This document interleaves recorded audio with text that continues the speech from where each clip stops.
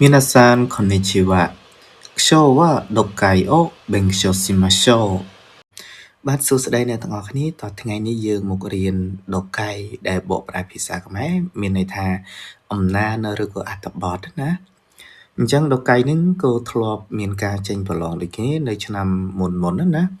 អញ្ចឹងនេះជាប្រភេទដកៃ N3 សម្រាប់អ្នកទាំងអស់គ្នាយកទៅមើលបានជាឧទាហរណ៍នៅពេលដែលប្រឡងគឺយើងមានភាពងាយស្រួលក្នុងការធ្វើ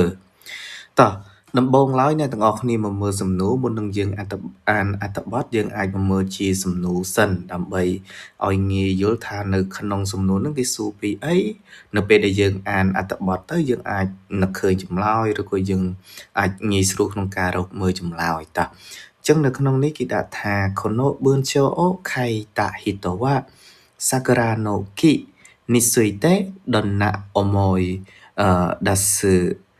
o motte iru ka តោះអញ្ចឹងនៅក្នុងហ្នឹងគេសួរថា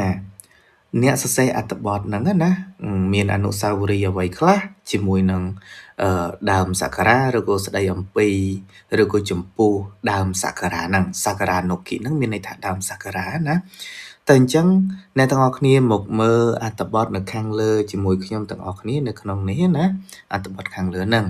អញ្ចឹងនៅក្នុងនេះគេដាក់ថា Kodomo no koro sunde ita machi ni wa chisana jinja ga atte soko ni wa okina sakura no ka ga ichi hon atta watashi wa sono sakura no ki ga daisuki de yoku ki no soba de tomodachi to oshaberi o shitari hon o yondari shita haru ni wa 毎年美しい花を咲かせるので遠いところからも多くの人が花見に来ていたតែអញ្ចឹងអ្នកទាំងអស់គ្នាយើងមកបកប្រែនៅក្នុងអត្ថបទខាងមួយជូរលើពីរជូរខាងលើសិនណាចាំយើងទៅខាងក្រោមបន្តទៀតអញ្ចឹងណាតែអញ្ចឹងយើងចាប់ផ្ដើមបកទាំងអស់គ្នាអញ្ចឹង Kodomo no Koro តកតងទៅនឹងយើងកាលយើងនៅក្មេងណា Kodomo Koro ហ្នឹង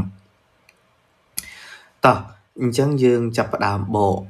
អ្នកទាំងអស់គ្នាអាចមើលកន្លែងវៈចំពោះទីក្រុងមានន័យថាម៉េច Machini វៈអញ្ចឹងចំពោះទីក្រុងដែលបានរស់នៅការនៅក្មេងហ្នឹងឬក៏យើងអាចបកមួយទៀតឲ្យយើងស្រួលស្ដាប់ណាយើងអាចបកថាខេត្តដែលខ្ញុំបានរស់នៅការនៅក្មេងហ្នឹងគឺមានវិហារតូចមួយអីចឹងទៅហើយនៅទីនោះមានដើមសាការ៉ាធំមួយដើមខ្ញុំចូលចិត្តដើមសាការ៉ានោះខ្លាំងណាស់ហើយជាញឹកញាប់ហ្នឹងគឺខ្ញុំទៅអង្គុយក្បែរទីនោះហើយជជែកលេងជាមួយមិត្តភ័ក្តិឬក៏អានសៀវភៅអញ្ចឹងអ្នកទាំងអស់គ្នាយល់នៅកន្លែងហ្នឹងហើយគឺក៏និយាយទៀតកន្លែងហារឺនីវ៉ានេះអញ្ចឹងនៅរដូវផ្ការីកហ្នឹងណាផ្កាហ្នឹងគឺវាស្រស់ស្អាតជារៀងរាល់ឆ្នាំណាវារីកទៅវាស្រស់ស្អាតដូច្នេះហើយមានអនុស្សាវរីយ៍ជំនឿថាមានមនុស្សជាច្រើនដែលមកពីទីកន្លែងឆ្ងាយហ្នឹងណាដើម្បីមកមើលផ្កាសាការ៉ាហ្នឹងថអុយទៅកោរ៉ូការ៉ានេះកន្លែងដែលឆ្ងាយដូចយើងនៅខេត្តនេះយើងស្កាត់ទៅមើលនៅកន្លែងហ្នឹងអីចឹងទៅនៅទីក្រុងនៅអីចឹងទៅអញ្ចឹងអត្ថបទហ្នឹងគឺគេនិយាយតាក់ទងទៅនឹងផ្កាសាការ៉ាណាដើមផ្កាសាការ៉ាតើអញ្ចឹងយើងចូលដល់ប្រយោគបន្ទាប់ទៀតគេដាក់ថាhikosiste kara 20年以上の町に行く機会がなかったが先週仕事で行くことになった。ちょうど桜の季節だったので神社にも行って行ってみた。ច្រឡំ行ってអ្នកទាំងអស់គ្នា行ってみたតែអញ្ចឹងអ្នកទាំងអស់គ្នាយើងមកបកប្រយោគនឹងទាំងអស់គ្នាមកដោយសារប្រយោគហ្នឹងវារៀងដាច់ពីគ្នាណាអញ្ចឹងគេចង់និយាយថាខ្ញុំនឹងបានផ្លាស់ប្ដូរផ្ទះណា Hikosiste នេះផ្លាស់ប្ដូរផ្ទះហ្នឹងអស់រយៈពេលជាង20ឆ្នាំហើយដែលមិនមានឱកាសទៅទីក្រុងនោះឡើយ ដែលគាត់អត់បានមានឱកាសទៅលេងនៅអាកន្លែងទីក្រុងដែលគាត់រស់នៅពីមុនទេណាកន្លែងហ្នឹងប៉ុន្តែសប្តាហ៍មុនហ្នឹងខ្ញុំត្រូវបានទៅទីនោះវិញដោយសារតែការងារអញ្ចឹងមានការងារអញ្ចឹងទៅគឺគាត់គឺគេត្រូវបានឲ្យគាត់ទៅកន្លែងហ្នឹងណាអញ្ចឹងបន្តទៀតអ្នកទាំងអស់គ្នាអញ្ចឹងដោយសារតែវាជារដូវសាគុរ៉ាកំពុងតែរីកស្រស់ស្អាតអីចឹងទៅអញ្ចឹងត្រូវនឹងពេលហ្នឹងគឺខ្ញុំបានសម្រេចទៅមើលវិហារនោះម្ដងទៀតវិហារជីនចាអញ្ចឹងក៏គាត់បានទៅកន្លែងហ្នឹងម្ដងទៀតទៅមើលណាតែអញ្ចឹងយើងមកមើលខាងក្រោមដោយសារតែនេះវាអាចថាតាក់កន្លាគ្នាអញ្ចឹងហើយយើងអានឲ្យចប់ហ្មងទៅស្រួលអ្នកទាំងអស់គ្នាវិនិច្ឆ័យស្រួលមើលផងតែអញ្ចឹងយើងបន្តទៀតអត្ថបទហ្នឹងគឺគេដាក់ថា Sakura wa mukashi hodo usukushi shiku saite inakute gakkarishita Musugashi hodo ហ្នឹងណាអ្នកទាំងអស់គ្នា Mukashi hodo ហ្នឹងគឺមានន័យថាដើមផ្កាសាការ៉ាហ្នឹងគឺវាស្ទើរតែអត់រីក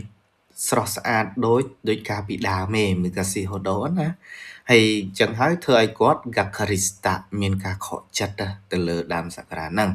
អញ្ចឹងតោះយើងមកមើលតទៀតគេថា Soste hana mikshaku mo amari inakata មានន័យថាហើយភ្ញៀវដែលគេមកមើលផ្កាសាការ៉ាធ្លាប់តែឃើញច្រើនណាអ្នកទាំងអស់គ្នាកន្លែងហ្នឹងអញ្ចឹងហើយវាធ្វើអត់សូវមាននៅពេលដែលគាត់ទៅលើកហ្នឹងគឺអត់សូវមានមនុស្សមកមើលផ្កាដើមផ្កាសាការ៉ាហ្នឹងអីទៀតទេអញ្ចឹងយកគឺមេរុតោនៅពេលដែលបើសិនជាឬក៏នៅពេលដែលយើងមើលឲ្យច្បាស់ណាទៅតាមស្ថានភាពហ្នឹងណាអញ្ចឹងហើយគឺនៅជុំវិញដើមផ្កាសាការ៉ាហ្នឹងគឺ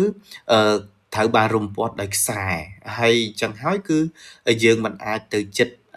ដើមផ្កាសាការ៉ាហ្នឹងបានទេកន្លែងហ្នឹងណាតើអញ្ចឹងខាងក្រោមទៀតគេដាក់ថា Chincha Oso Chisite Itahito ni Sono Ryu Okikuto មានន័យថានៅពេលដែលគាត់ទៅស៊ូហេតុផលមូលហេតុណាទៅកាន់អ្នកដែលគាត់សម្អាតជីនចាកន្លែងទីសក្ការៈបូជាវិហារហ្នឹងណាអ្នកដែលសម្អាតនៅកន្លែងហ្នឹងគឺគាត់ថាដោយសារតែមានមនុស្សជន់អីគេជន់លើរឹសវាណាជន់នៅលើរឹសវាច្រើនពេកអញ្ចឹងទៅអញ្ចឹងហើយគឺគាត់និយាយប្រាប់ថាម៉េចថាដោយសារតែសក្ការៈហ្នឹងវាស្ងួតឬក៏វាមិនចូលវាស្ទើរតែស្លាប់ណាអាហ្នឹងជាមូលហេតុរបស់គេហើយគេនិយាយបន្តទៀតសក្ការៈហ្នឹងគឺដោយសារតែវាអាភាពរីករាយដាវាហ្នឹងអារឹសចាក់វាចាក់រឹសនៅលើដីហ្នឹងនៅក្នុងដីហ្នឹងគឺរាក់អញ្ចឹងហើយនៅពេលដែលមនុស្សជន់រឹសវាច្រើនជន់រឹសវាច្រើនណាអញ្ចឹងហើយធ្វើឲ្យដីហ្នឹងរឹងបន្ទាប់មកទៀតលើថាម៉េចឬក៏វាហាក់ដូចជាប្រវាក់ក្នុងការដកដង្ហើមណាខុសខ្ជិលនឹងដង្ហើមខុសខ្ជិលហ្គាដេគីណាគឺណាឬណូដាក់សូដាមានន័យថាវាអាដង្ហើមនៃដើមឈើនេះវាហ្នឹងគឺវាប្រវាក់ក្នុងការដកដង្ហើមហ្នឹងខ្ញុំក៏អត់ដែលដឹងថាដង្ហើមដើមឈើមិនដែរណាកន្លែងហ្នឹងតែគ្រាន់តែអត្ថន័យគឺវាបកបែបហ្នឹងណាហើយគេនិយាយទៀតខាងក្រោម Kino Soba ni Ike Nakata no wa Zanen Dataga Hayaku Genki ni Natte Mata Usugashi Hana o Sakasete Hoshi មានន័យថាម៉េចគឺការដែលអត់អាចទៅចិត្តនៅដើមសាការ៉ាហ្នឹងអញ្ចឹងហើយវាគឺជារឿងមួយដែលធ្វើឲ្យយើងសោកស្ដាយសានេនដតាកាធ្វើឲ្យសោកស្ដាយប៉ុន្តែខ្ញុំសង្ឃឹមថាផ្កាហ្នឹងគឺវានឹងរីកឡើងដល់ស្រស់ស្អាតម្ដងទៀតហើយនឹងមានសុខភាពល្អឡើងវិញអត្ថន័យកន្លែងហ្នឹងណាអញ្ចឹងអ្នកទាំងអស់គ្នាយើងអាចថាចាប់បានហើយតកតងទៅនឹងអត្ថបទរបស់យើងហើយអញ្ចឹងយើងមកមើលសំណួរចម្លើយទាំងអស់គ្នាអ្នកទាំងអស់គ្នាអញ្ចឹងមុននឹងយើងអានហើយថាតើនៅក្នុងនេះ Kono Bunsho o Kaita Hito wa Sakara no Ki Nisuite Donna Omoi Dashi o Moteruka នៅក្នុងប្រយោគហ្នឹងថាតើអ្នកសរសេរប្រយោគហ្នឹងណានឹកឃើញគិតថាម៉េចចំពោះអាដើមផ្កាសក្ការៈហ្នឹងដែលខ្ញុំបកមុនហ្នឹងណាតើអញ្ចឹងអ្នកទាំងអស់គ្នាអាចជ្រើសរើសចម្លើយមួយមកអញ្ចឹងចម្លើយវាមានផ្សេង គ្នាស្តៀងគ្នាអញ្ចឹងអ្នកទាំងអស់គ្នាសាកគិតមើលបន្តិចមើលណាតោះអញ្ចឹងគេចង់សេផ្ដោតលើអីអញ្ចឹងជាទូទៅអ្នកទាំងអស់គ្នាចំណាំនៅពេលដែលគេសេបែបហ្នឹងអត្ថន័យនេះវាតាក់ទងទៅនឹងប្រធានបទខាងលើអញ្ចឹងអ្នកទាំងអស់គ្នាអាចអានមកពីជួរខាងលើទៅអ្នកទាំងអស់គ្នាអាចដឹងចម្លើយហើយអញ្ចឹងណាកន្លែងហ្នឹងអញ្ចឹងដោយសារគេនិយាយតាក់ទងទៅនឹងដើមផ្កាសក្ការៈតាក់ទងទៅនេះអមួយដាសឺអមួយដាស៊ីហ្នឹងតាក់ទងទៅនឹងការនឹករលឹកតាក់ទងអីគេអញ្ចឹងវារឿងសាច់រឿងអញ្ចឹងតាក់ទងនឹករលឹកគឺវាពីរជួរខាងលើអញ្ចឹងអ្នកទាំងអស់គ្នាពេលប្រឡងគឺត្រូវចំណាំកន្លែងហ្នឹងដែរមិនប្រកាសថាគេសេអ្នកសរសេរហ្នឹងគេចង់ផ្ដោតលើអីពេលខ្លះគេសរសេរផ្ដោតនៅខាងក្រោមតែអានេះមិនមែនទេនៅក្នុងនេះគេផ្ដោតទៅលើរឿងដែលគេនឹកឃើញនៅខាងលើអញ្ចឹងចម្លើយដែលត្រឹមត្រូវខ្ញុំនឹងប្រាប់ចម្លើយទៅកាន់អ្នកទាំងអស់គ្នាចម្លើយដែលត្រឹមត្រូវអ្នកទាំងអស់គ្នាគឺយ៉ងបាំងអ្នកទាំងអស់គ្នាកន្លែងហ្នឹងណាយ៉ងបាំងជាចម្លើយត្រឹមត្រូវតើអញ្ចឹងយើងមកមើលបន្តទៀតនៅក្នុងចំណុចបន្ទាប់របស់យើងណាគឺគេសួរថា sono ryu to aruga nano ryu ka អា ryu ដែលគេសួរនេះអ្នកទាំងអស់គ្នា sono ryu okikuto ហ្នឹងអញ្ចឹង ryu ហ្នឹងមានន័យថាហេតុផលអញ្ចឹងហេតុផលហ្នឹងតើគឺជាហេតុផលអីគេអញ្ចឹងអ្នកទាំងអស់គ្នាត្រូវមើលប្លុកហ្នឹងថាតើហេតុផលអីគេដែលគេសួរតាក់ទងនឹងហេតុផលហ្នឹងណាអញ្ចឹងអ្នកទាំងអស់គ្នាអាចធ្វើការជ្រើសរើសចម្លើយមួយ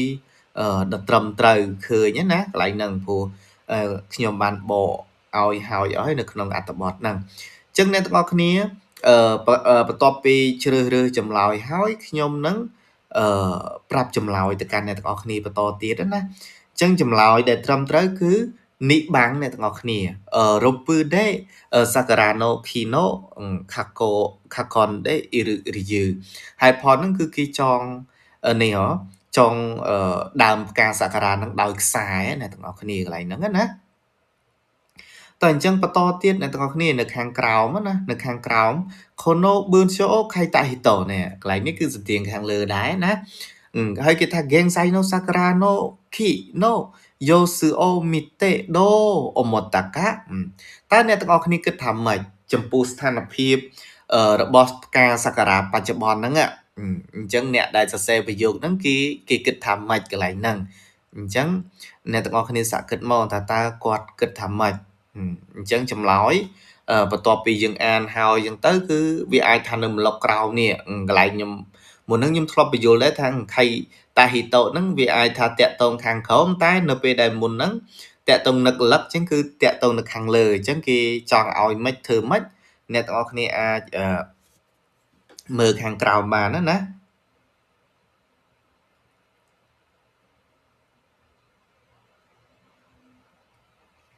តើអញ្ចឹងខ្ញុំនឹងប្រាប់ចម្លើយទៅកាន់អ្នកទាំងអស់គ្នាណាចម្លើយដែលត្រឹមត្រូវគឺយ៉ងបាំងអ្នកទាំងអស់គ្នាចម្លើយកន្លែងហ្នឹងគឺយ៉ងបាំងដល់ត្រឹមត្រូវតោះអញ្ចឹងកន្លែងហ្នឹងត្រូវណាអ្នកទាំងអស់គ្នាអញ្ចឹងអ្នកទាំងអស់គ្នាកន្លែងហ្នឹងគេដាក់ថា Mukasito Chigate Ite Gakari Sitaga គាត់ថាម៉េចគាត់ថាគាត់មានអារម្មណ៍ខកចិត្តដោយសារតែវាខុសគ្នាជាមួយនឹងការពីមុនណាកន្លែងហ្នឹងក៏ប៉ុន្តែ Isuka Mata Subarashi Hanao Misete Hoshi មានន័យថាក៏ប៉ុន្តែគាត់គិតថាម៉េចគាត់ចង់ឲ្យម៉េចអ្នកទាំងអស់គ្នាមើលប្រយោគខាងលើនេះគាត់ចង់ឲ្យម៉េចគាត់គិតថាវានឹងអាចបង្ហាញនូវភាពដ៏ស្រស់ស្អាតម្ដងទៀតដោយអីចឹងទៅអញ្ចឹងនៅក្នុងនេះឃើញនេះ Subarashi អ្នកទាំងអស់គ្នា Subarashi Hana Misete Hoshi អញ្ចឹងគាត់ចង់ឲ្យវាបង្ហាញភាពដ៏ស្រស់ស្អាតនៃផ្កាហ្នឹងនៅថ្ងៃណាមួយឲ្យរីកស្គុះស្គាយស្អាតឡើងវិញដូចកាលពីមុនអញ្ចឹងណាអត្ថន័យកន្លែងហ្នឹងអញ្ចឹងនៅក្នុងអត្ថបទរបស់យើងរៀងវែងបន្តិចសម្រាប់ N3 អ្នកទាំងអស់គ្នាអញ្ចឹងអ្នកទាំងអស់គ្នាអាចធ្វើការរៀនមើលនៅក្នុងអត្ថបទបែបហ្នឹងទៅហើយពេលខ្លះអ្នកទាំងអស់គ្នាមិនបាច់ចាំថាខណ្ឌជីខ្លះត្រូវតែចេះអត់ទេខណ្ឌជីខ្លះអត់ចេះក៏យើងអាចលក្ខណៈថាកាត់ន័យយល់ខ្លះឬក៏យើងចងចាំខ្លះហើយពេលខ្លះនៅក្នុងនេះគេអត់សរសេររបៀបអានទេតែនៅក្នុងអត្ថបទមានគេសរសេររបៀបអានរួចហើយអញ្ចឹងអ្នកទាំងអស់គ្នាត្រូវមើលខាងលើបើសិនជាអត់ចេះអានអក្សរខណ្ឌជីខាងក្រោមណាកន្លែងហ្នឹងអញ្ចឹងមេរៀនដកៃនៅក្នុងថ្ងៃហ្នឹងគឺមានត្រឹមតែប៉ុណ្្នឹងទេសម្រាប់ចែករំលែកទៅកាន់អ្នកទាំងអស់គ្នាសម្រាប់អំណាន N3 ហ្នឹងណាអញ្ចឹងសង្ឃឹមឬក៏ជូនពរថាអ្នកទាំងអស់គ្នានឹងប្រឡងជាប់កម្រិត3ទាំងអស់គ្នា